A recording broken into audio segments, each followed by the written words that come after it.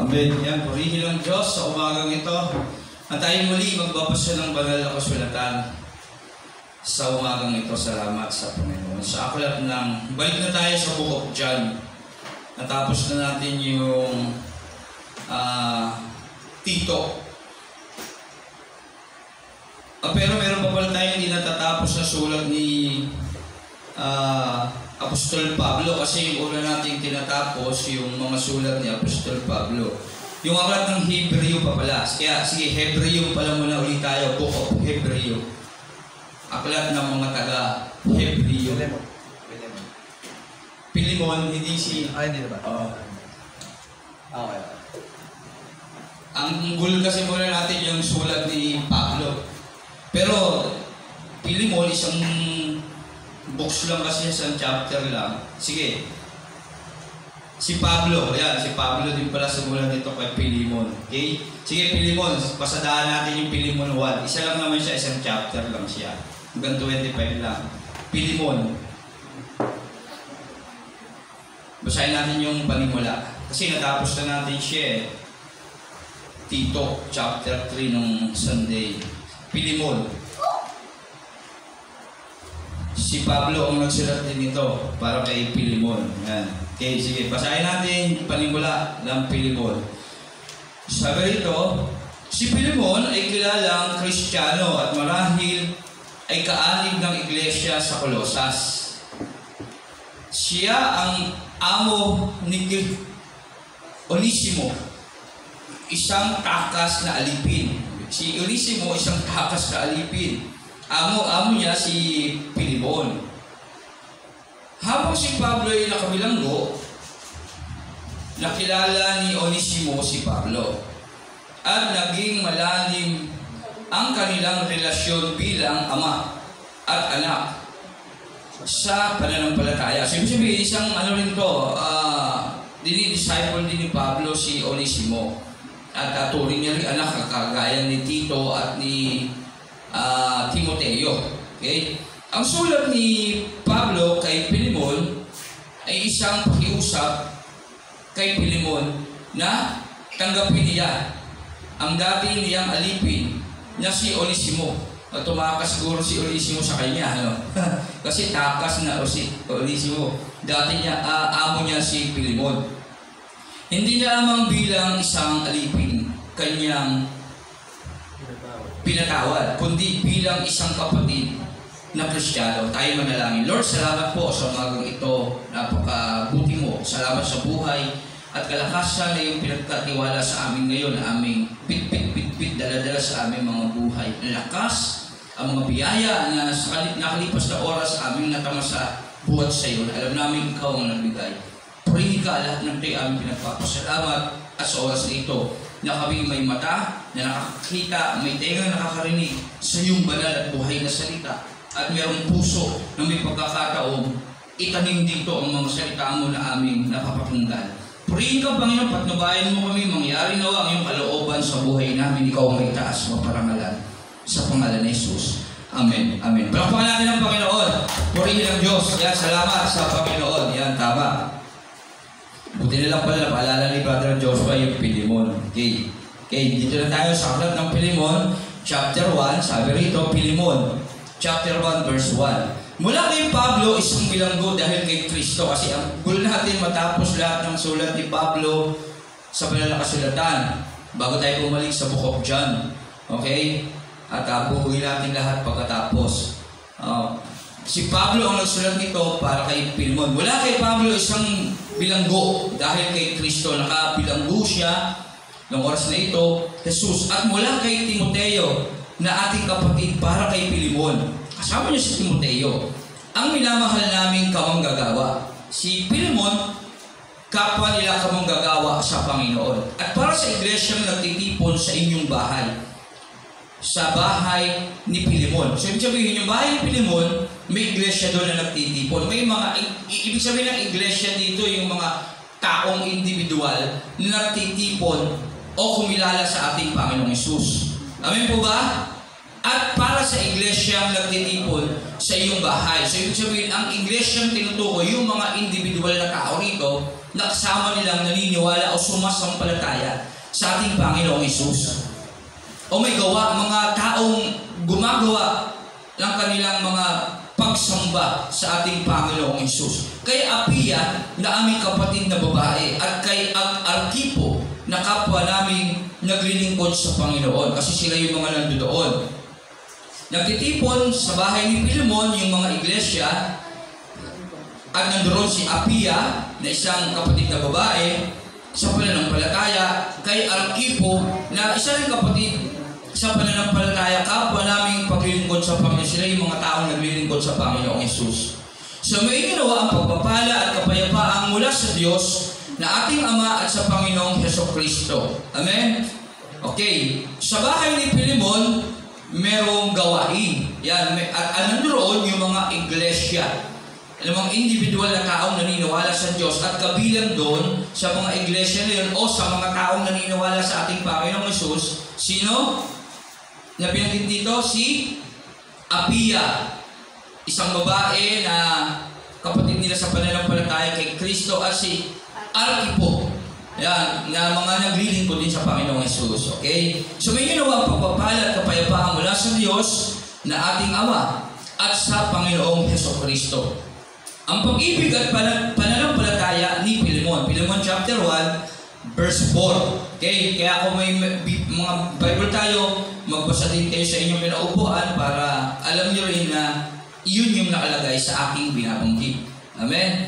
Lagi akong nagpapasalamat sa aking Diyos tuwing isinasama kita sa aking pananalangin. Si Pilemon, sinasabihan nila Pablo at nila Timoteo, kasi sila sumulat nito para kay Pilemon. Lagi silang isinasama sa pagpapasalamat nila sa Diyos. Kapag nagpe-pray sila, lagi nilang ipinagpe-pray si Pilemon. Amen? Kaya tayo rin, yung mga tao na kamanggagawa natin, kapag tayo nagpe-pray, o nagpapasalamat sa Diyos, isasama natin sila na dinudulog sa Diyos. Sapagkat nababalitaan ko ang pag-ibig na ipinapakita mo sa lahat ng hinirang ng Diyos.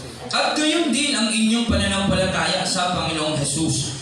Sapagkat tuwang-tuwa si Pablo kay Pilemon dahil nakakabalita siya, sabi niya ron, siya mismo, dahil pinakikita ni Pilemon yung pag-ibig niya sa lahat ng mga tao, mga hinirang, sa lahat ng tao na naniniwala sa ating Panginoong Hesus o sumasampalataya. Pinapakitaan niya ng kabutihan ng kanyang pag-ibig. Ibig sabihin, minamahal niya yung mga tao na yon, na mga iglesia na yon na naniniwala o sumasampalataya sa ating Panginoong Hesus. Ano ba yung sabihin ng pag-ibig? Pag sinabi mong pag-ibig, ano yung ginagawa mo nun? Nagkakaroon ka ng malasakit, nagkakaroon ka ng paggabay sa kanila, pagtuturo, kasama na yon, pag-alala, pagkalinga, yan pag-ibig. Kaya yun yung ginagawa ng Pilemon. Kaya natutuwa si Pablo. Ibig sabihin, pinaglilingkuran niya yung mga iglesia na yun, yung mga tao na yun. Kaya sa ating buhay, kapag tayo yung mga lingkod ng Diyos o tayo yung mga kumikilala sa ating Panginoong Hesus, dapat meron din tayo pag-ibig na ipinakikita sa lahat ng ating mga kapatiran. Tandaan natin yan. Kasi ang Diyos ay pag-ibig. Tandaan natin yan. At gayon din ang inyong pananampalataya sa Panginoong Hesus. Idinadalangin kong ang pagkakabuklod natin sa isang pananampalataya ay magbunga ng lubos na pagkaunawa sa mga kabutihang dulot ng ating pakikipag-isa kay Kristo. Laging pinag-pray ni Pablo na magkaisa sila palagi sa isang kaisipan, sa isang adhikahin, sa isang pananampalataya na magbubunga ng lubos na pagkaunawa, na magbubunga ng pagkabukas ng mga isipan nila higit at mabuksan ang kabutihan ng salita ng Diyos sa kanilang mga buhay. Ibig sabihin, maintindihan nila kung ano yung purpose kung bakit narinig nila yung salita ng Diyos. Malaman nila ang mga dapat nilang isaalang-alang kung bakit naririnig nila ang salita ng Diyos at bakit sinasabi sa kanila ang salita ng Diyos. Kapatid, ang pag-ibig na iyon ay nagdulot sa akin na malaking katuwaan at kaaliwan, sapagkat dahil sa iyo, sumigla ang kalooban ng mga hinirang ng Diyos, kasi dahil kay Pilemon, maraming mga iglesia ang nai-encourage na sumunod sa Diyos. Hindi natin alam kung ano yung mga nangyayari noon, pero base sa sulat ni Pablo kay Pilemon, ang laki ng nagagawa ni Pilemon na ambag sa gawain ng Panginoon. Kasi sa kanyang bahay may church, may iglesia. Church kasi, mga individual na taong sumasamba o sumasampalataya sa ating Panginoong Hesus. At yung bahay ni Pilemon, ando doon yung meeting area nila, yung meeting place nila. Yung parang ito, house church yan. House church yung bahay ni Pilemon. At bahay niya yun, na-offer niya yung sarili niyang bahay para sa gawain ng Panginoon. Kaya tuwan-tuwa si Pablo. At hindi lang yun. Yung mga iglesia na nandoon, pinapakitaan pa ni Pilemon ng pag-ibig. Yan. Maaari siguro, sinasagot niya yung mga pangangailangan nila o yung mga pangangailangan ng mga church na yun dahil sa kanyang bahay yun. Naalala ko tuloy nung time nung nasa release pa kami, meron kaming church sa bahay namin mismo. Sa loob ng bahay namin, merong church.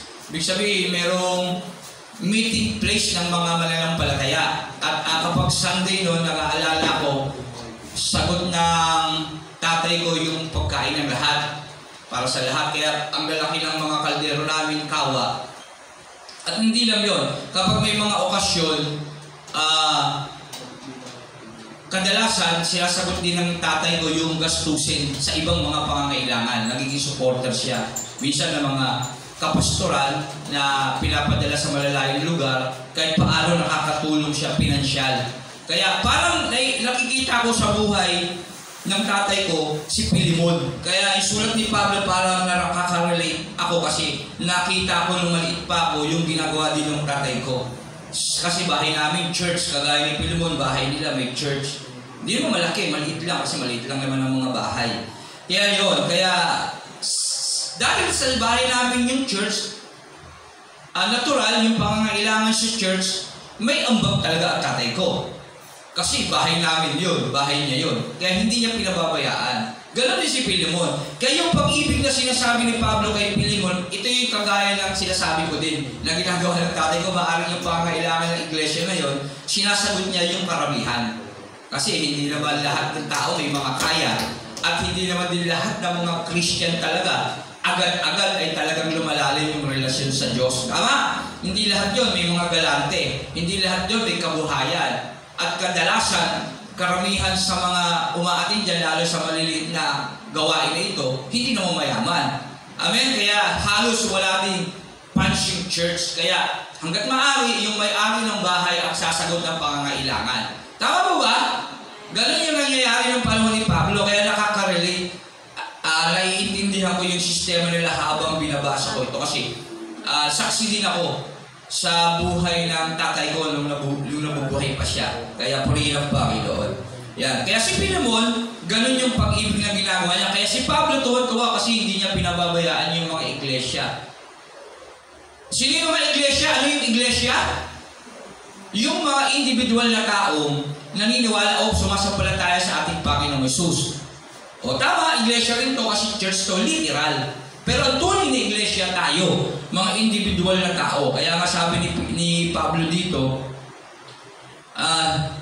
sapagkat nabalitaan ko ang pag-ibig na ipinakikita mo sa lahat ng hinirang ng Diyos at gayon din sa iyong pananampalataya sa Panginoon sa iglesia na binanggit dito. Medyo nalibang ko doon .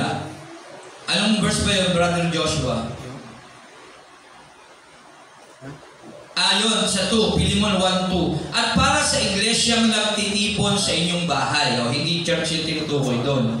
Yung mga tao, sila kasi nagtitipon. 2. Yan, balik mo sa 2, Brother Joshua, para mas maintindihan ng iglesia. Pilemon 2 yan. At para sa iglesyang nagtitipon. Sino yung mga nagtitipon? Siyempre, mga tao yun. Buhay na tao yun. Individual yun. Mga tao talaga yun. Buhay na tao. Hindi yung literal na bahay lang. Wala namang buhay yung bahay. Nagtitipon sa iyong bahay. Yung church literal, yung bahay nila, maaaring yun. Pero yung mga iglesia talaga, yung mga tao na nagtitipon doon. Na nag-uusap-usap, gumagawa ng pagsamba sa ating Panginoong Hesus. Yan. Yun yun. Okay, balik na tayo. 7. Kapatid, ang pag-ibig na iyon ay nagdulot sa akin ng malaking katawaan. Kasi nabalitaan ni Pablo yung napakaganda na ginagawa ng Pilemon. hindi niya pinababayaan yung mga kapwa namin mananampalataya. Hindi lang yun, yung bahay niya, in-offer niya para meeting. Kasi napakahirap ng panahon ng paglilingkod nila noon eh. Hinahanap sila ng mga taong sumasalungat sa turo nila eh. Sa ating Panginoong Yesus eh. Kaya patago-tago sila noon, bahay-bahay, house churches lang. Gaya ngayon, itong church natin, house church lang to. Hindi siya kalakihan. Kaya nagpe-pray tayo na may ibigay sa atin ng Panginoon na mas malaking pwesto para maging komportable. Magkaroon tayo ng garahe, ng sasakyan. Kasi kapag may bisita tayo, wala nang magparadahan sa labas, mahirap. Kaya mag-pray tayo. Hindi lang yun, pag nadagdagan yung bilang natin, siksikan tayo dito. Magkaroon tayo ng sapat na area para sa mga children ministry, sa mga kabataan. Yan, magkaroon tayo ng iba't ibang klaseng activities. Kaya mag-pray tayo na loobin ng Diyos, i-provide niya yung pangailangan natin yung financially sa church natin. O hindi man tayo gamitin, may taong hipuin na padala sa atin. Kasi tayo, sa politiko lang, hindi tayo pwedeng manulisit. Bawal sa ating iglesia. Mahigpit na ipinagtitibay ng ating iglesia na tayo manunulisit sa mga politiko, sa mga mayayaman. Hindi. Pero, hindi natin sila pinagbabawalang tumulong sa atin kung hinihipo sila ng Panginoon para pagpalain sila. Kasi ang lahat ng bagay na binibigay ng bawat individual na tao sa gawain ng Panginoon, pinagpapala ng Diyos yun talaga. Binabalik yun ng siksikliglig na umaapaw ng pagpapala. Kaya hindi natin pwedeng saklawan yung maaaring pagpapala ng Diyos sa mga taong hihipuin niya para pagpalain tayo. Kaya tumatanggap tayo ng mga kusang loob nila ang binibigay sa atin kapag idodonate nila. Hindi lang tayo pwedeng humingi sa kanila ng donasyon, pero pwede tayo sa kanilang tumanggap kung sila'y kusang loob na magbibigay sa atin. Amen? Kaya yun, ang malinaw lang na ibinibigay ni Pilimon. Kusang loob niya yun na ginagawa paglilingkod sa Panginoon. Yung bahay niya, yung pag-aalaga niya, kusang loob yun. Hindi yun hiningi nila Pablo. Kusang loob niya na ginawa yun. Kaya nga malakas ang loob kong iutos sana sa iyo ang nararapat gawin bilang kapatid mo kay Kristo. Ngunit, mas minabuti kong makiusap sa iyo sa pangalan ng pag-ibig. Akong si Pablo na nasugo ni Kristo Jesus ay ngayon nakabilanggo dahil sa Kanya. Ay nakikiusap sa iyo para kay Onesimo. So, ibig sabihin, ang sulat na ito, isa sa mga sulat na ito ay para kay Pilimon upang mag-request para kay Onesimo para sa kanya. Na aking anak sa pananampalataya. Ako'y naging isang ama sa kanya habang ako'y nakabilanggo. Sino uli si Onesimo? Batay sa ating nabasa? Alipin siya ni Pilimon. Nakatakas na alipin ni Pilimon. Baka tumakas siya, dinitali eh. Pero base sa ating binasa, may pagkakasala siyang nagawa kay Pilimon. At sabi nito, takas na alipin ni Pilimon. Siguro, baka iniisip natin, kung tama tayo, kung nagkakamali, patawaran tayo ng Diyos, baka maaaring si Pilimon ay tumakas kay si Onesimo ay tumakas kay Pilimon. Baka gano'n. Hindi natin alam kung tama tayo. Pero gano'n pa ba? Wala na akong kasing nilinaw dito, pero siya ay may pagkakasalang nagawa kay Pilimon. Okay? Hindi natin pa alam yun. Ay nakikiusap sa iyo para kay Onesimo na aking anak sa pananampalataya. Ako'y naging isang ama sa kanya habang ako'y nakabilanggo. Dati hindi mo mapakinabangan si Onesimo. Ngunit ngayon kapakipakinabang siya sa ating dalawa. Okay. At dati hindi pala nila mapakinabangan si Onesimo, pero ngayon malaki na ang pakinabang ni Onesimo sa kanilang dalawa, kay Pilimon at kay Pablo. Okay? Pinababalik ko na siya sa iyo kasama ang aking puso. Nais ko sanang manatili na siya sa aking piling upang siya ang maglingkod sa akin habang ako'y nakabalanggo. Dahil sa magandang balita at sa gayon ay para rin ikaw ang kasama ko rito. Palagay ko hindi naman siguro tumakas sa kanya ito kasi naglilingkod pa rin naman si Onesimo sa kanilang dalawa. Ngunit ayaw kong gawin iyon nang wala kang pahintulot. Gusto sana ni Pablo na si Onesimo ay manatili na sa kanya para paglingkuran siya. Pero ayaw niyang gawin yon dahil ang talagang amo ni Onesimo ay si Pilimon. Ngunit ayaw kong gawin iyon nang wala kang pahintulot. Ayaw niya kunin si Onesimo. Gusto niya may hinging pahintulot kay Pilimon. Maging kusa ang iyong pagtulong sa akin at hindi sa pilitan. Gusto niya, kusang loob na ibibigay ni Pilimon sa kanya si Onesimo. Marahil nalayo sa iyo si Onesimo ng kaunting panahon upang sa pagbabalik niya ay makasama mo siya habang panahon. Hindi lang kasi siyempre alipin ni Pilimon si Onesimo kay Pablo siya naglilingkod nakakulong si Pablo. Kaya matagal-tagal na wala ang paglilingkod ni Onesimo kay Pilimon. Kaya yun ang sinasabi ni Pablo. Hindi lamang bisag bilang alipin, kundi bilang isang minamahal na kapatid na pamahal na siya sa akin, ngunit lalo na sa iyo. Hindi lamang bilang isang alipin, kundi bilang isa ng kapatid sa Panginoon. So yung sabihin, hindi na alipin ang turing nila kay Onesimo, kung hindi pamilya na sa Panginoon. Kasi tayo naman talaga ay pamilya sa Panginoon. Tama po ba? Sa totoo nga yan, tayo yung mga totoong magkakapamilya sa totoo lang Tama po ba? Paano ko nasabi yun? Yung time na binisita ni Mary, ni nanay ni Jesus Christ, si Mary at yung mga tunay niyang kapatid sa laman, kasi si Jesus Christ nagkatawang tao. At meron siyang ina, natural, si Mary na nagduwal sa kanya, sa laman. At meron din siyang mga kapatid, marami siyang kapatid. Pero noong time na yun, sabi ng alagad, Guro, andiyan po yung iyong ina at mga kapatid. Sabi ni Jesus, sino ang aking ina at mga kapatid? Itinuro niya yung mga taong naniniwala sa Kanya. Yung mga taong sumasamba sa Diyos. So, ibig sabihin, yung totoo niyang mga pamilya na tinuturing, yung mga totoong sumasamba sa ating Panginoong Hesus. Yan. Ayun ang malinaw na sinasabi ng Bible. Paano yung ibig sabihin? Ano ibig mong sabihin, Pastor, sa ating kalagayan? Ang totoo nating pamilya, sa totoo lang, spiritual, yung mga kapananampalataya natin, hindi yung mga totoo nating mga anak, totoo nating mga tatay, totoo nating mga kapatid. Bakit? Kung sila ay nananampalataya din sa ating Panginoong Hesus, sila ay totoo talaga nating mga pamilya.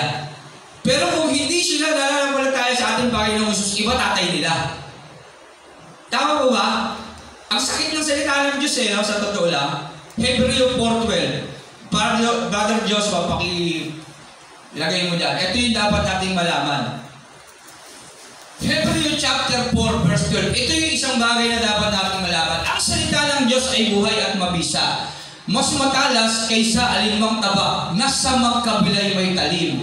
Ito'y tumatagos maging sa ikabuturan ng kaluluwa at espiritu, ng kasukasuan at buto at nakakaalam ng mga iniisip at binabalak ng tao.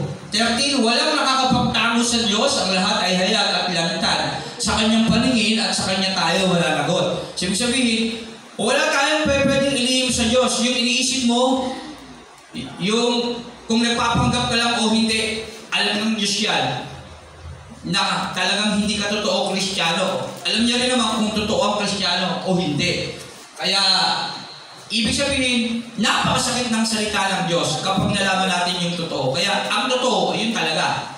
Ang totoo nating mga pamilya, yung mga kapatid natin sa pananampalataya sa Panginoon, spiritual. Kasi yung mga tunay nating pamilya sa laman, dito literal, opo, totoo natin silang pamilya sa laman. Kaya lang, ang totoo kasi natin tatay yung Diyos Tama po ba?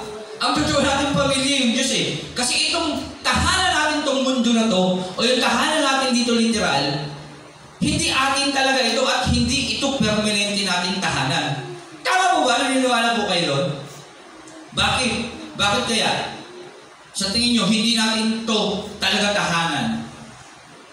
Itong mundo na ito, itong bahay natin dito, itong pamilya natin dito. Kasi pagdating ng araw, bugunawin ito ng Diyos. At dadalhin tayo sa lugar kung saan tayo totoong nakatira. Sa langit yun. Sa tahanan ng Diyos na totoong tatay natin. Kaya yung mga pamilya natin sa laman ngayon, opo, totoo natin silang pamilya laman. Tama yun. Pero hindi natin sila tunay na pamilya spiritual. Kasi ang tunay na buhay natin spiritual, mga spiritual being din tayo. Na mga tao sumasampalataya sa Panginoong Hesus. Kaya ang tunay nating buhay ay sa spiritual. At yung tunay nating tatay ang Diyos. Kaya yung mga pamilya natin, halimbawa ako, kapatid ko. Pamilya ko sila dito sa literal. Nagugunawin ng Diyos pagdating ng panahon. Pero hindi ko sila totoong pamilya kung hindi sila totoong sumasampalataya sa Panginoong Hesus. Amen? Kaya yun yung bagay na dapat nating malaman sa ating buhay. Iba kasi yung tatay nila. Bigyan ko yung pagkakataon sumagot, sino ang tatay ng mga taong hindi naniniwala sa Panginoong Hesus? Satanas. Si Satanas, di ba? Kaya mong hanapin ang diablo ang inyong ama. Brother Joshua. Kaya ang hirap, di ba? Ang hirap tanggapin ng salita ng Diyos, masakit. Hebreo, wala ba? Hebreo, ang diablo ang inyong ama, i-search mga brother Joshua. Masakit kasi ang salita ng Diyos hinahanap mo ba? Brother Mayroon, pakihanap ba? I-search mo nga sa apps. Ito. Ayan. Bakit di ninyo unawaan ang sinasabi ko? Hindi ba ito'y dahil ayaw ninyong tanggapin ang itinuturo ko? Ang diablo ang inyong ama, at ang kagustuhan niya ang ibig ninyong gawin. Noon pa man ay mamamatay tao na siya. Hindi siya pumanig sa katotohanan kailanman, sapagkat walang puwang sa kanya ang katotohanan. Likas sa kanya ang magsinungaling, sapagkat siya ay talagang sinungaling, at siya ay ama ng kasinungalingan. Yan, totoo. At tingnan nyo, ang diablo ang inyong ama, at ang kagustuhan niya ang ibig ninyong gawin. Noon pa man ay mamamatay tao na siya.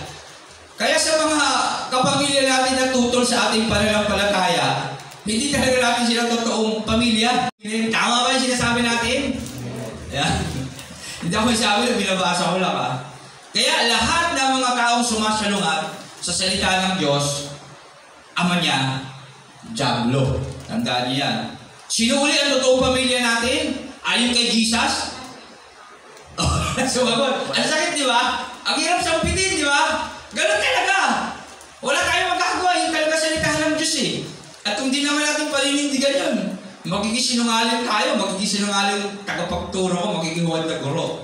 Sabi ni Jesus, kaya ba, Brother Joshua, hanapin yun? Sino ang binisita siya ng nanay niya, ni Mary, tsaka ng mga kapatid niya, sa Lucas ba yun o Matthew?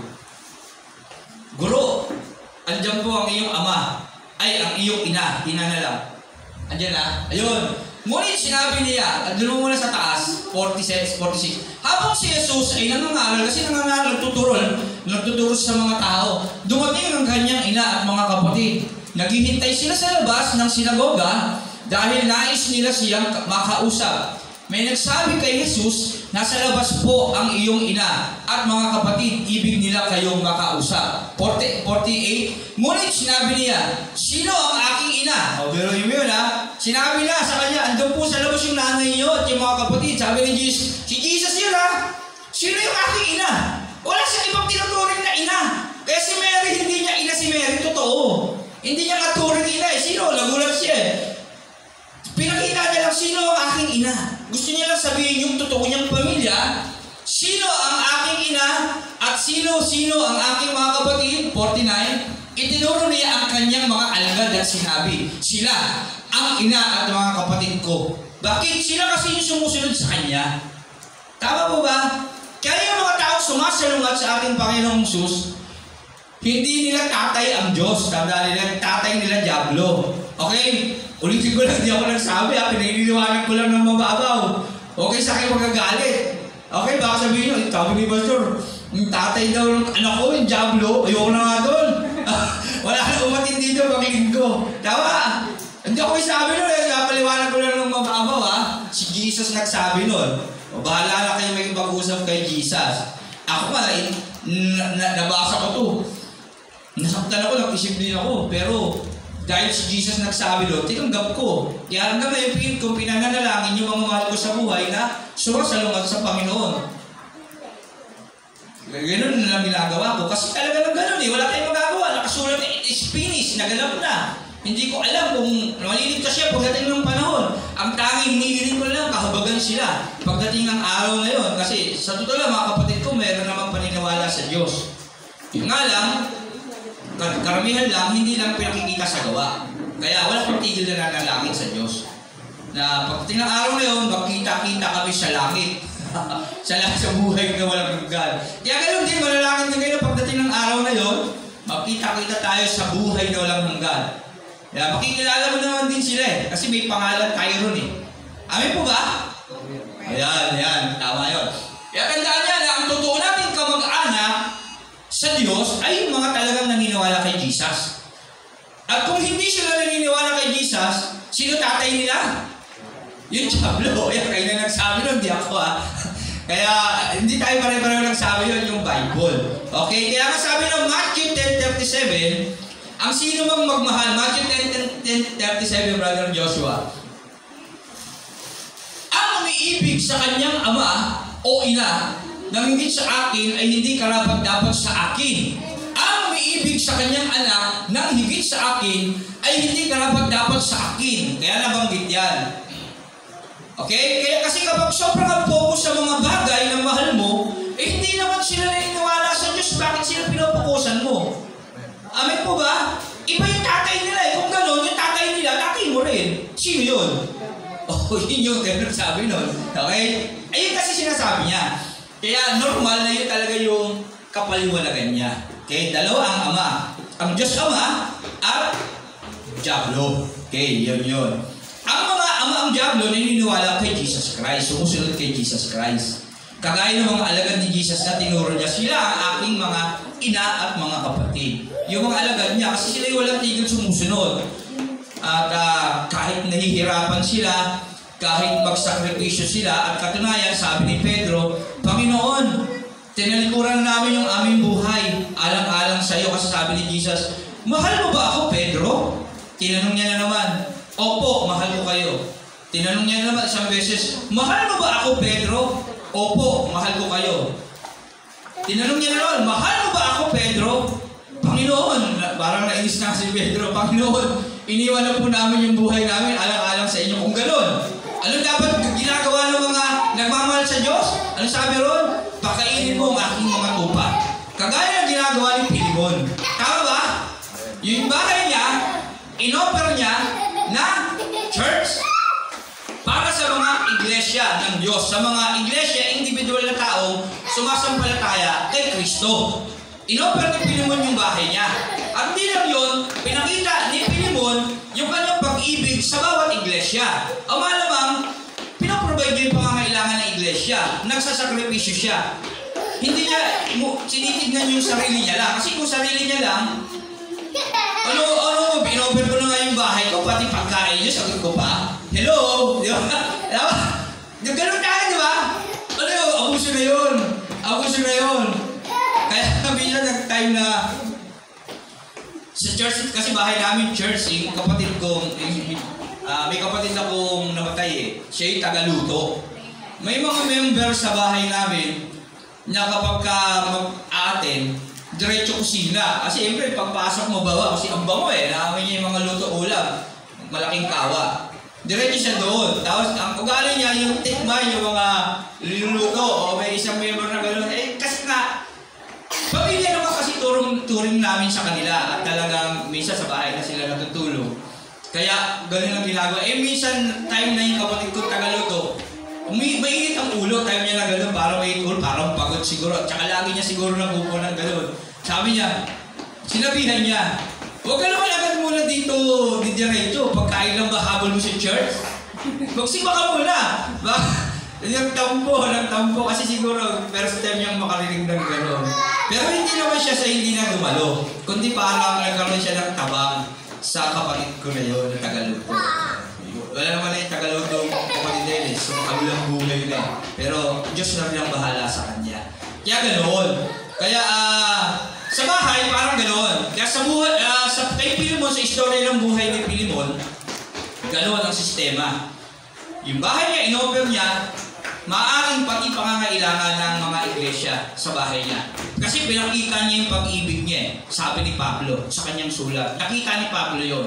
Kaya sumulat siya, natutuwa ako sa iyo, Pilimon, dahil sa bahay mo may gawain at hindi lang yun yung pag-ibig mo, inaagay mo sa kanila.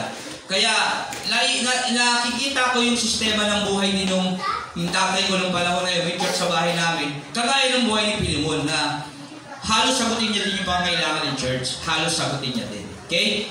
Kaya yung pag-ibig nila, pinakikita nila. Kaya lang, hindi natin saklaw yung bawat kaisipan ng bawat pamilya natin. Kagaya sa kapatid ko, kanya-kanya tayo ugali. Tama mo ba? Kaya nga, iba-iba tayong ama. Okay ba? Tama ba?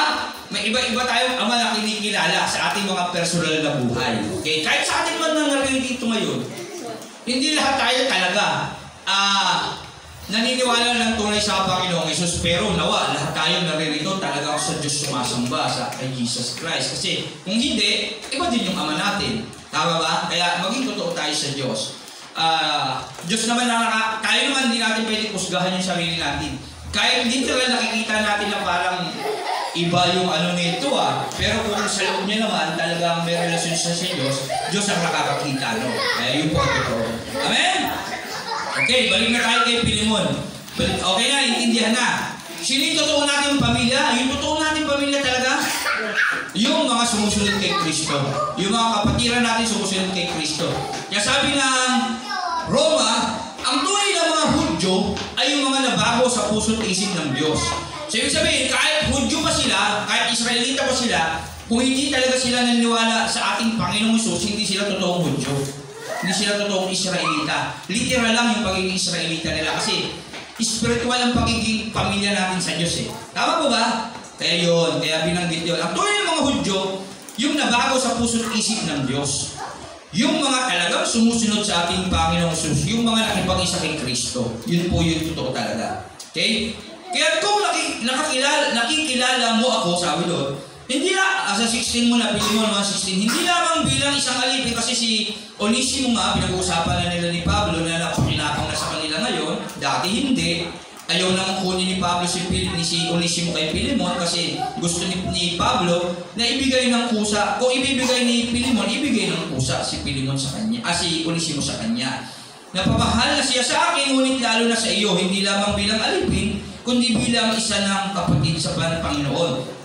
Hindi na alipin ang turing nila kay Onesimo, kundi kapatid na totoo sa Panginoon. Okay? Kaya totoo na nilang pamilya sa Panginoon. Okay? Kaya kung kinikilala mo akong tunay na kasama, tanggapin mo siya tulad ng pagtanggap mo sa akin. Gusto nang ibalik ni Pablo si Onesimo kasi para siguro nahiya na siya dahil imbis na pinaglilingkuran ni Onesimo si Pilimon, dahil alipin niya ito na tunay at totoong yun yung amo niya, si Pablo, hindi naman niya totoong amo, sa kanya naglilingkod, nahiya na si Pablo, gusto niya nang isole. Pero gusto niya na talaga, siya na yung paglingkuran ni Onesimo. Kasi mahal niya na si Onesimo bilang anak sa pananampalataya. Okay? Pero dahil hindi naman kanya si Onesimo, gusto niya nang ibalik kay Pilimon para mapakinabangan niya naman si Onesimo. Okay? Kung siya ay may nagkasala o nagkautang sa iyo, sa akin mo na ito singilin. Sigurado, may pagkukulang si Onesimo sa kanya. Ayan, may pagkakautang na dapat bayaran sa kanya. So, maaaring paglilingkod kasi noon binabayaran yung mga alipin Binibili yan sa panahon nila binibili yan. Pag gusto mong magkaroon ng alipin, bilhin mo. Bibilin mo. Kaya nga si Jose, pinagbili sa mga ngalakal. At pinagbili naman ng mga ngalakal si Joseph the Dreamer kay Potiphar sa isang pinuno sa Egypt.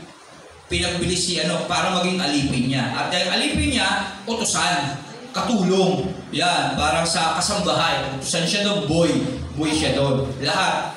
Yan, ganun yun. Kaya binili ni Onesimo, binili si Onesimo ni Pilimon. Kaya pag-aari siya ni Pilimon, at pinaglilingkuran ni Onesimo si Pablo. At dahil nahihiya na si Pablo kasi dapat naglilingkod si Onesimo kay Pilimon, gusto niya itong ibalik. Yan. At kung gusto niya man itong ibigay ng kusa naman ni Pilimon kay Pablo, kung gusto niya. Yan. Kung si Pablo ang siyang sumulat ito, sabi doon, sa 18, kung siya may nagkasala o nagkautang sa iyo, sa akin mo na ito singilin. Sa akin mo na lang singilin. Patawaran mo siya, tanggapin mo siya, huwag mo na siyang pagalitan, parang gano'n. Huwag ka na magalit sa kanya. Sa akin mo na lang, isipin mo na lang ako, sa akin mo na lang singilin. Si Pablo ang siyang sumulat nito, ako ang magbabayad sa iyo. Yan, siya na lang daw ang magbabayad dito. Ang laki ng titik na nakalagay dito. Hindi ko na dapat banggitin pa na utang mo sa akin ang iyong pagkakilala. Mabigat magsalita si Pablo. Hindi ko na dapat banggitin pa na utang mo sa akin ang iyong pagkakilala kay Kristo. Kasi utang na loob ni Pilimon kay Pablo yung pagkakilala niya kay Kristo. Bakit? Sa tingin niyo, bakit niya nasabi yun? Nagpapakalat siya ng... Kasi, dahil kay Pablo, nakakilala sa Panginoon si Pilimon. At napakahalaga nun, bakit? Dahil doon nagkaroon siya ng kaligtasan. Tama po ba? Kasi yun ang pinakamahalagang bagay na mangyayari sa atin, yung makakilala tayo sa ating Panginoong Hesus. Kaya, ang lakas ng loob ni Pablo sambitin nyo kasi alam niya na yun ang pinakamahalagang bagay na nangyari sa buhay ni Pilimon, yung siya'y nakakilala kay Jesus nang dahil kay Pablo. Sino ba daang papunta sa langit? Jesus. Si Jesus. At yun ang nakuha ni Pilimon nang makilala niya si Pablo. Kaya nga, huwag ka na magalit kay Pilimon. Total, nabigyan naman kita ng pinakamahalagang regalo ng Diyos sa'yo. Walang iba kundi si Jesus. Sa akin mo na yun. Singilin yung utang ni Pilimon sa'yo. Hindi ko na kailangan sabihin pa na may kaligtasan ka na ngayon dahil sa akin, ha? Parang gano'n. Pero ang bigat ng sabi ni Pablo, di ba? Parang, o sinusumbatan niya si Pilimon kung sakaling magagalit siya kay... Hindi, nitindahan mo naman siya dahil mahal niya si Onesimo. Mahal niya na. Alam niya, kasi yung kaugalian nila na maaaring magalit si Pilimon sa kanya. Kasi alipin niya yun eh. Ano ka ba naman? Onesimo, ako yung amo mo. Dapat ako pinag-release mo mo. Parang gano'n, di ba? Parang hindi. Kasi alam niyo pa, si Pablo malawak yan eh. Matalino yan, may pinag-aralan, nakakilala sa Panginoon. At alam niya yung kaugalian ng mga hintil, ng mga Hudyo, ng mga kapwa niya. Kaya maaaring naiisip niya yung maaaring mangyari. Advance mag-isip si Pablo. Kaya hanggat maaari, sa ikapapayapa ng lahat, gagawa siya ng paraan. Para hindi magalit si Pilimon, siya kanya na lang ibaling ni Pilimon yung pasasalamat niya. Imbis na magalit siya kay Onesimo. Tama po ba? Ay, Pilimon, yung utang sa'yo ni Onesimo, huwag mo na singilin niya, huwag ka na magalit sa kanya. Total, nakakilala ka naman kay Jesus, naligtas ka naman dahil sa akin eh. Sa akin mo na yan, ako na lang isipin mo para sa kanya. Tama mo ba? Parang tayo pag nakakapag-usap sa iba, di ba? Uy, huwag ka na magalit sa kapatid mo. Wala mo na yan, papasensya, wala ka na bahala doon. Ako na lang isipin mo, di ba? Parang gano'n, pag tayo nanay. Tama mo ba? Sasapuhin mo yung anak mong isa, pagtatanggol mo, di ba? Ganon din mag-isip ang Diyos sa atin. Kay si Pablo, ganon din mag-isip. At ganon din yung kaisipan din ng Diyos. Ama, huwag mo lang po sila punta sa impyerno. Ako na lang po. Kaya inala niya yung buhay niya. Tama po ba? Ayun yung kapangyarihan ng mabuting balita. Binibigyan tayo ng pag-ibig, pagmamalasakit, pagkalinga, pagpapatawad. Tama po ba? Pag-aalala, paglilingkod. Amen? Pero pangalan ng Panginoon, yan hindi sinasabi ng salita ng Diyos sa atin na itinuturo ni Pablo sa talata na ito, yung pag-ibig na ipinakita ni Pilimon, na nakikita ni Pablo, na nakita niya sa Diyos na dapat natin gawin din sa ating mga buhay. Alam mo ba? Yun. Kaya kahit na sabihin mong nanulumpat si Pablo ito, tinuturoan pa rin niya tayo ng mga mahalagang bagay. Alam mo ba? Pero nyo, sa pananumpat niya yun, ay pakita yung pag-ibig ng Diyos. Naiintindihan natin, di ba? Ganun po kabuti ang mabuting balita. Kaya dapat natin itong basahin ng hinihiling yung banal na Espiritu para masigit natin maunawa. Kasi kung wala, puro sakit sa loob ang iintindihan ko yun. Buto si Pablo nito. Ganyan ba yung mga lingkod ng Diyos nanulumbat? Tama ba? Tama ba? Ganun po yun. Kaya napakahalaga po na maintindihan natin sa salita ng Diyos. Amen? Ipinapakiusap ko lamang sa iyo, alang-alang sa Panginoon, hayaan mo namang maranasan ko ang pakinabang na ito. Pasayahin mo naman ako bilang kapatid kay Kristo. Ibig sabihin, kapag ganun ang ginawa mo, magiging masaya ako. Okay na? Yun na lang yung pinakabayad mo sa akin, yung mapasaya mo ako. Yun na lang. Sagot ko na si Onesimo. Huwag ka na maghalit sa kanya. Sa akin mo siningilin. Dahil doon, lubos akong naliligayahan. Yun na lang yung bayad mo sa akin dahil nakakilala kay Kristo. Amen? Ganun yung sinasabi ni Pablo. Lubos akong naniniwala na gagawin mo ang hinihiling ko sa sulat na ito. At maaaring higit pa rito. Ipaghanda mo rin ako ng matutuluyan sapagkat umaasa akong luluubin ng Diyos na ako'y makabalik diyan gaya ng iyong idinadalangin. Kasi alam niya naman na si Pilimon ay talagang may pusong may pag-ibig sa Diyos. At dahil pag may pag-ibig sa Diyos, ano ang meron sa'yo? Pag-ibig sa kapwa. Kaya natural, kapag mahal ni Pilimon ang Diyos, inaalala niya si Pablo. Kasi kapwa niya yun eh. At hindi lang yun, may utang na loob siya doon. Dahil kay Pablo, nakakilala siya sa Diyos eh. Kaya lagi niya ito pinag-pray na mapabuti. Lord, kayo na po ang bahala kay Pablo. Nawa, at naniniwala ako na darating ang araw, makakalaya siya. Kaya sabi ni Pablo, at alam ko naman, nalulubin ng Diyos na ako'y makabalik diyan. Kasi pinag-pray din niya si Pablo, alam ni Pablo yun. Gaya ng inyong idinadalangin. Di ba? Kinukumusta ka ni Epapras na kasama kong nakabilanggo. So, si Pablo na nakabilanggo, kasama niya si Epapras. Nakasama ko nakabilanggo dahil kay Kristo din, isa rin lingkod ni Kristo. Nangangaral din siya kay Kristo kasi kayo mga nangangaral noon, inuhuli. Kinukumusta ka rin nina Marcos, Aristarco, Dimas at Lucas na mga kasama ko sa gawain. Naway suwayin niyo ang pagpapala ng ating Panginoong Jesus. Yan ang sulat ni Pablo at ni Timoteo para kay Pilimon. Amen?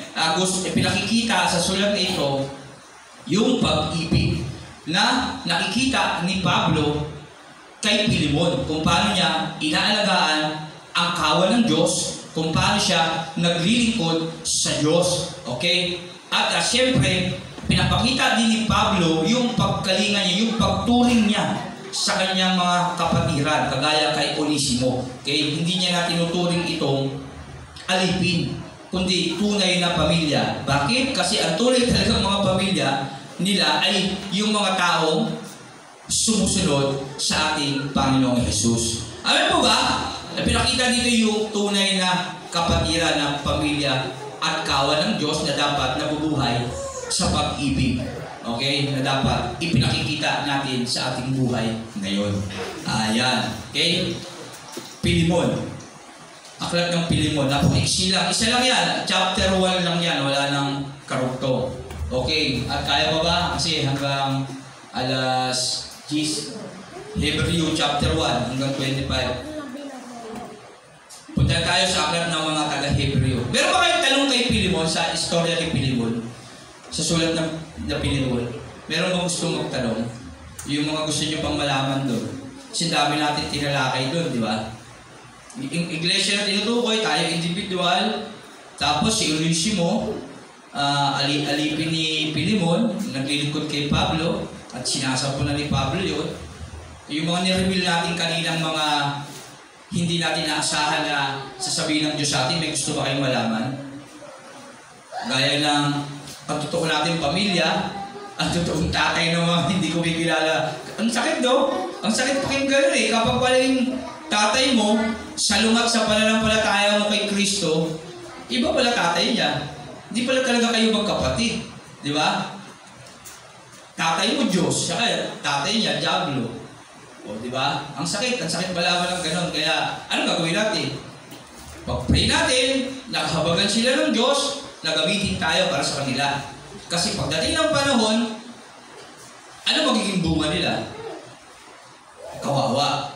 Malagim, sabi ron. Ang kasasapitan ng mga duwag, ng mga hangal, nagpapasasa sa kasuklam-suklam na kahalayan, ng mamamatay tao, ng mga nangangalunya, ng mga naglalasing, sumasamba sa Diyos-Diyosan, at mga sinungaling. Ang magiging bahagi nila, lawa ng nagliliyab na supra, yun, pangalawang kamatayan, infierno. Kaya, ayun talaga, wala tayong magagawa.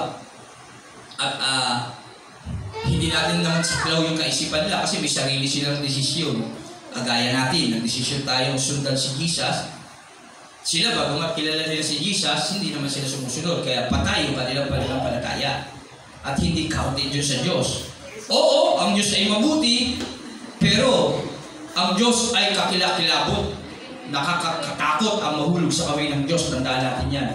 Kaya ang sabi ni Solomon, matakot ka sa Diyos, kaya dapat kang sumunod sa kanyang mga utos. Amen po ba?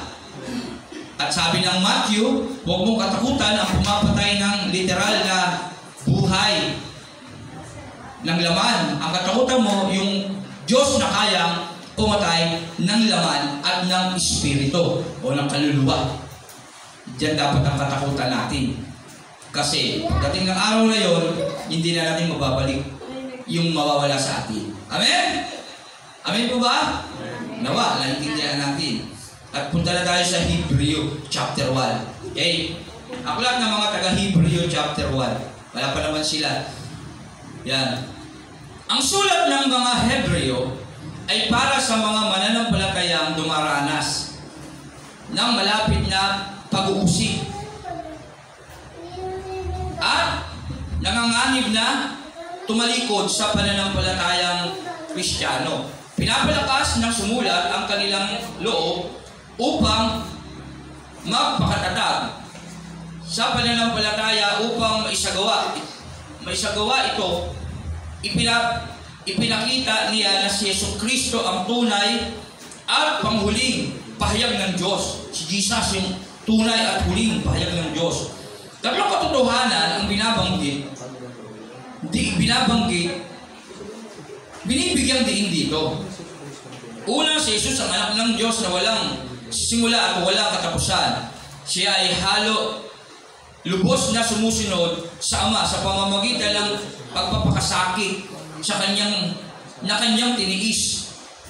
Ikalawa, bilang anak ng Diyos, si Jesus ang paring walang hanggan na ipinahayag ng Diyos at higit siya sa pari at mga propeta sa lumang tipan. Ikatlo, sa pamamagitan ni Jesus, ang mananampalataya ay naligtas na sa kasalanan, takot at kamatayan bilang Panginoong Pari. Si Jesus ay nagkakaloob ng tunay na kaligtasan na siyang layunin ng mga ritual at paghahandog ng mga hayop sa dambana ayon sa relihiyon ng mga Hudyo.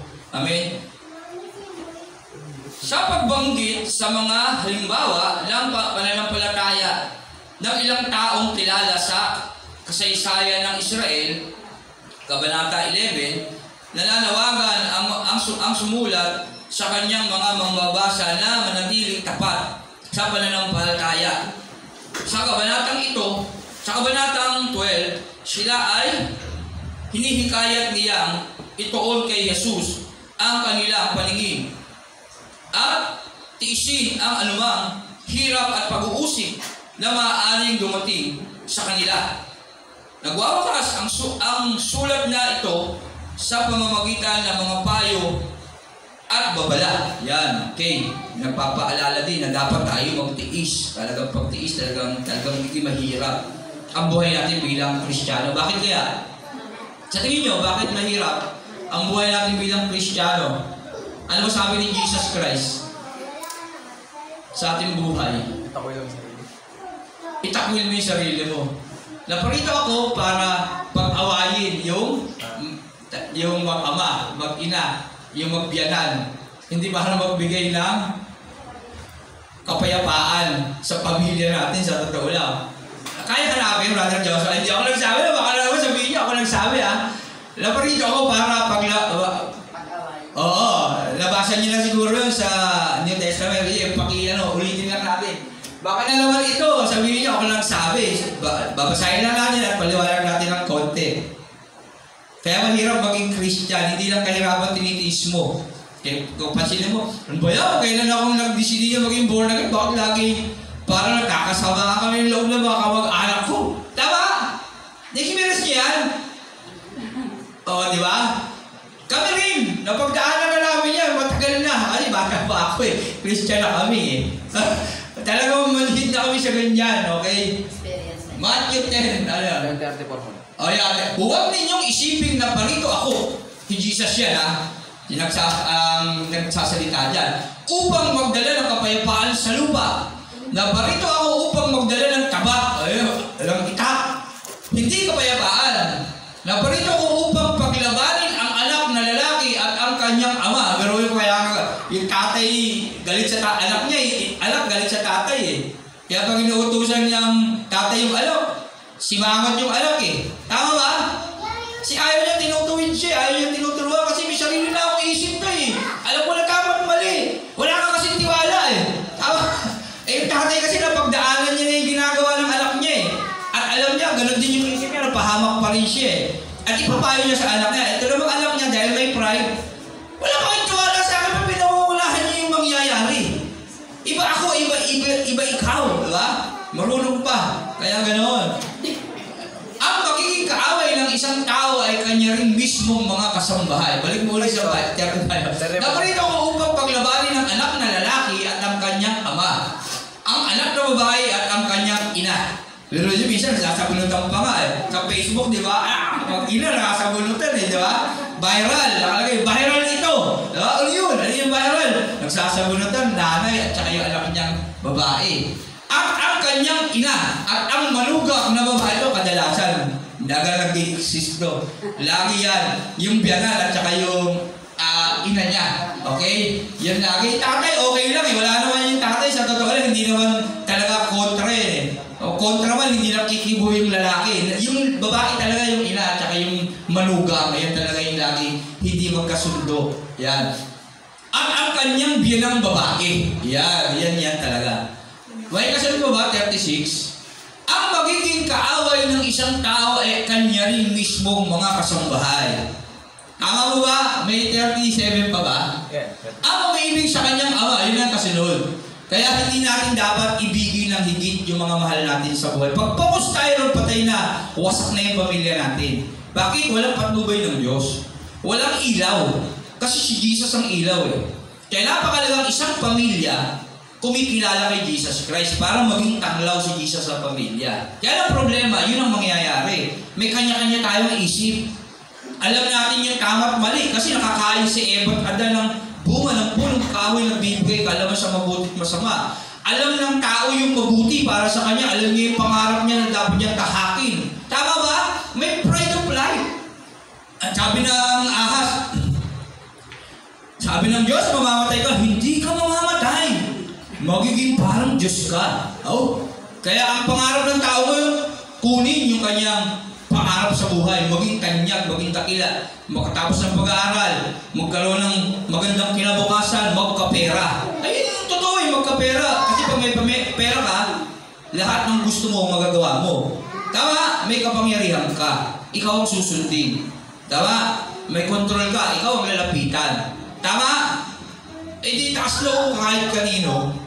Tama? Ang tawag doon, pride of life. Kayamanan ng mundong ito. Kaya sabi ng 1 John, ang nasa ng mata, pita ng laman, at kaligayahan, kayamanan ng mundo ito. Yan ang kasalanan na number 1 sa buhay ng tao. Kaya kay Eva, yun yung nangyari. Kaya yun, kapag nangyari yun, pag nag-focus tayo sa mga bagay na gusto lang natin, wala, sira ang pamilya kasi walang ilaw. Wala si Jesus. Salungat si Jesus dun eh. Sa lahat ng gusto natin eh. Ang gusto ni Jesus, kung gusto mo sumunod sa akin, pasalin mo yung krus ko, talikuran mo yung sarili, at sumunod ka sa akin. Kakalimutan mo yung sarili mo. Kakalimutan mo yung ano ba yung sarili mo? Yung gusto mo. At yung mga mahal mo sa buhay. Okay? Focus ka. Tatanggalin mo yung focus mo doon. Pero, hindi naman sinabi ng Diyos, iiwan mo sila. Kundi, unahin mo lang, seek ye first the kingdom of God and His righteousness, and all these things shall be added unto you. Okay? Focus ka lang muna sa Diyos, at mabubuhay ka dapat na sumusunod sa kalooban ng Diyos, merong righteousness, katuwiran, at huwag kang mag-alala. Yung mga bagay na inaalala mo, Diyos na ang mag-aalala dyan. Ibibigay niya yan sa atin. Amen po ba? Basta focus ka lang sa Diyos. Yun yung tinuturo ng Hebreo. Ang binibigyan niya din na dapat focus tayo kay Jesus kasi si Jesus ang ilaw. Amen po ba? Yan ah. Baka naman sabi, ayoko na talaga pumunta rin, pangalawa na yun ah. Diba? Pangalawa na yun ah. Pag-aawahin tayo yung pamilya namin dahil kay Jesus, pero totoo, di ba? Simula naging Christian tayo, nagkakatampo-tampuhan na tayo magpapamilya, hindi na tayo magkakasundo, dati hindi naman, nag-join force pa nga tayo sa inuman. Di ba? Ngayon hindi na. Kasi masama yun, grabe ko na, masamang tao ko, mapupunta ako sa impyerno. Di ba? Hindi mo pa nga sinasabi. Hindi, lumalabas sa bibig mo eh. Tataasan ka na ng boses mo eh. Pinapangaralan mo, mas matanda ako sa iyo eh. Tama ba? Minsan may ganun senaryo eh. Ganun ang buhay. Ganun talaga. Kaya, sabi ng Hebreo ulit, tumatagos sa kaibuturan ng ating mga puso. At sabi ng 2 Timothy 3:16, Sabi doon, sige Brother Joshua, 2 Timothy 3:16, ito kasi yung salita ng ito si Jesus. 2 Timothy 3:16, ang lahat ng kasulatan ay kinasiyahan ng Diyos at nagagamit sa pagtuturo ng katotohanan, ang pagtatama sa maling katuruan at pagtutuwid sa limong gawain at sa pagsasanay, training para sa matuwid na pamumuhay. Wala na ba ko sunod? 17? Wait lang. Ayun, upang ang lingkod ng Diyos ay magiging karapat-dapat at handa sa lahat ng mabubuting gawain. Tinuturuan kasi tayo ng tama. Ayaw kasi ng Diyos na mali yung ginagawa natin kasi walang papasok sa langit na hindi tama ang ginagawa. Kaya gusto lang naman ng Diyos na mapabuti tayo at makapasok tayo sa lugar na mabuti. Kaya gusto niya maging tuwid tayo sa lahat ng pagkakataon. Kaya dapat maging ilaw si Jesus Christ. Maging focus tayo kay Jesus Christ. Habang tayo naririto. Hindi tayo perfect. Ulitin ko lang. Wala perfectong tao. Pero dahil sa pagsunod at pananampalataya sa ating Panginoong Hesus, nagiging perfect tayo sa paningin ng Diyos. Yan ang katotohanan. Kaya lang, pag ginawa naman natin yon, maraming bagay na maisaalang-alang natin at sinasabi ng Hebreo, kailangan natin pagtiisan ang lahat ng bagay na ito. Amen? Yan. Kaya yun hindi uli ako nagsabi yun. Ulitin ko lang. Uy, may 15 minutes na lang tayo eh. Okay? Kaya ano lang yan? Introduction lang ng Hebreo. Nalang muna tayo. Next week na lang natin pag-aralan itong Hebreo 1. Amen? Kaya oras mahaba ito eh. Sigurado ko mababahaba rin naman ito pag binasa. Kaya hindi na natin babasahin. Yung panimula na lang muna. Introduction. Next week na lang, agahan natin, maganda yung Hebreo. Ang pamagat nagsalita ang Diyos sa pamamagitan ng kanyang anak. At sa pag-aaral yung Hebreo, hindi tiyak si Pablo ata nagsulat nito. Tama ba? Sa pag-aaral, maaring hindi siya, no? Pero base sa mga sulat, maaring siya din. Base sa mga estilo ng pagsulat sa pananalita. Sa pag-aaral, kaya ako mag-search, tingnan nyo, search kayo kung sino sumulat ng Hebreo, di tiyak. Walang tiyak na author ng Hebreo. Maaaring hindi si Pablo. Pero base sa mga talata, sa mga sulat, sa paano pagsasalita, parang si Pablo ang sumulat nito. Pero ganoon pa ba, hindi tiyak. Hindi nila sigurado kung si Pablo nagsulat nito. Kaya yun lang muna yung bigay kaalaman natin sa aklam ng Hebreo. Pag nababasa kasi ng Bible, magandang basahin yung panimula para alam na agad natin yung nilalaman. Kaya napakahalaga nun. Okay? Ngayon, ito lang muna, hanggang dito lang muna tayo sa panimula ng Hebreo. Next week na natin basahin Hebreo 1 kasi mahaba ito at marami tayong matututunang mga bagay na dapat natin matuklasan. Okay? At natapos naman natin yung Pilimon. Okay? Marami ba tayong natutunan sa Pilimon? Wala. Dapat meron. Amen? Yan, yung buhay ni Pilimon na nagbigay ng pag-ibig sa bawat kapatiran. Yung bahay niya, pinagamit niya para meeting area ng mga lingkod ng Diyos, ng mga sumusunod kay Kristo, naging church yung bahay niya. At hindi lang yun, pinakita niya yung pag-ibig niya, sabi ni Pablo at ni Timoteo, sa mga iglesia, sa mga tao. Siguro maaaring mga pangangailangan ay ipinoprovide niya din. Okay, kaya napakasugid na lingkod ng Diyos si Pilimon. Di lang yun, isa rin si Pilimon sa mga natuluan ni Pablo. Okay, na magkaroon ng kaligtasan, kaya laging dinadalangin niya rin si Pablo at alam na alam ni Pablo yun kasi ang bawat mananampalataya o bawat sumusunod kay Kristo ay talagang nagdadalanginan at nagmamahalan sa isa't isa na mayroong pag-ibig. Okay? Ano pa? At sa sulat ng Pilimon na yun, ipinapakita yung pag-ibig na dapat hindi tayo magtatangi. Kahit alipin nila si Onesimo, ang turing nila dahil ito'y sumasampalataya kay Kristo, tunay na nila pamilya. Okay? Kaya ang tunay na pamilya, natutunan natin yung mga tao sumusunod sa ating Panginoong Hesus. At pinatunayan niya ng mga salita ng Diyos kanina. Okay? Kaya sa atin naman, kagaya ng ginagawa ni Pilimon at kagaya ng ginagawa ni Pablo at Onesimo na paglilingkod kay Pablo at Pilimon, dapat ganun din tayo naglilingkod sa ating Panginoong Hesus. Amen? Kasi pinapakita sa salita ng Diyos sa Pilimon yung kaisipan din ni Jesus Christ na yun din naman ang ginawa niya nung siya ay nabuhay dito sa mundo. Nagpakita siya ng pag-ibig, sinakripisyo niya ang kanyang buhay bilang alipin. Hindi para maging Diyos nung siya nagkatawa-tawa, naging alipin siya ng mga taong, lahat ng taong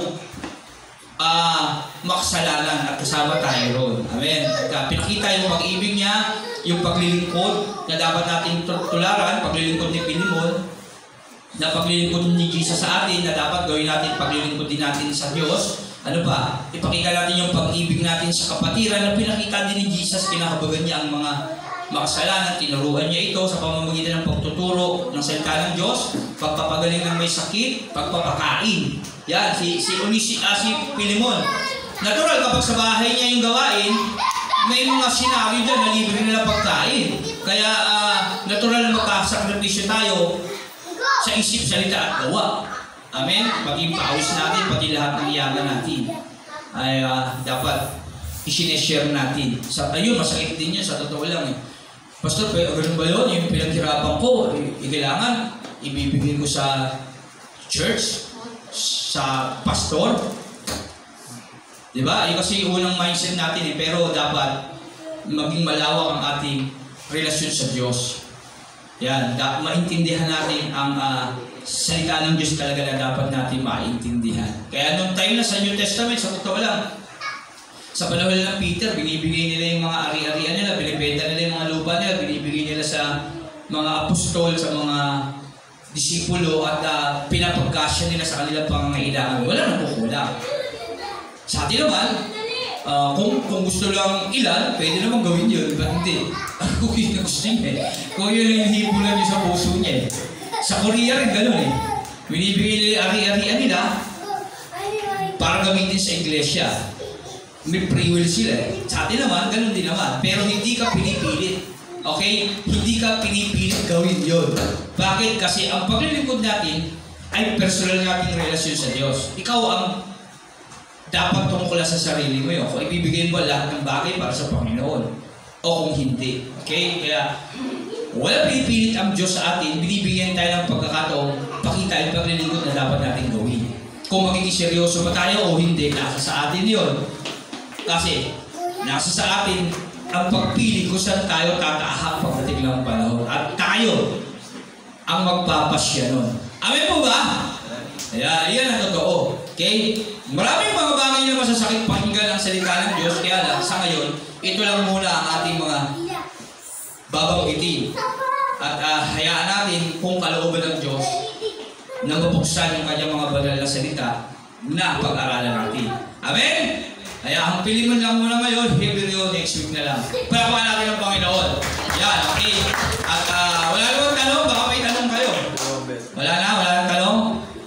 Tayo manalangin. Lord, salamat po sa aklat ng Pilimon, Panginoon, na marami kaming natutunang mga bagay na dapat namin sa alang-alang at yung pinakita na kagaya mo, aming Panginoong Jesus, na ginawa mo naman nung ikaw ay nagkatawang tao. Salamat, Panginoon, sa ibang mga kaalaman pa na karagdagan, Panginoon, na natuklasan namin. Gaya ng totoo namin pamilya, dapat kung kanino kami focus, Panginoon. At kung paano kami magbibigay malasakit sa iba naming mga kapatiran sa laman. Mangyari nawa ang iyong kalooban at gamitin mo kami, Panginoon. Higit sa lahat sa aming mga mahal sa buhay kasi ayaw naman namin silang mapahamak. Ngayon may kaligtasan na kami, Panginoon. Turuan mo kami kung paano namin sila maililigtas din. Gawin mo po kaming instrumento sa kanila. Sa kabuuan, Panginoon, kayo pa rin ang magpapasya niyan. Huwag ang kalooban namin, kundi ang kalooban mo ang musunod. Salamat, Panginoon, sa napakahalagang aral na ipinagkatiwala sa amin. Nawa, magawa namin sa aming mga buhay habang kami naghihintay sa muli mong pagbabalik. Sa iyo namin binabalik ang aming papuri, pasasalamat at pagsamba sa natatangi mong pangalan. Aming Panginoong Jesus, naming tagapagligtas. Amen. Amen. Palakpakan natin ang Panginoong Jesus. Purihin ang ating Panginoong Jesus. Yo, pwede na tayo magsiyan. Pagkatapos, tayo na magpupuri sa Diyos. Brother Joshua, pakipindot na yan.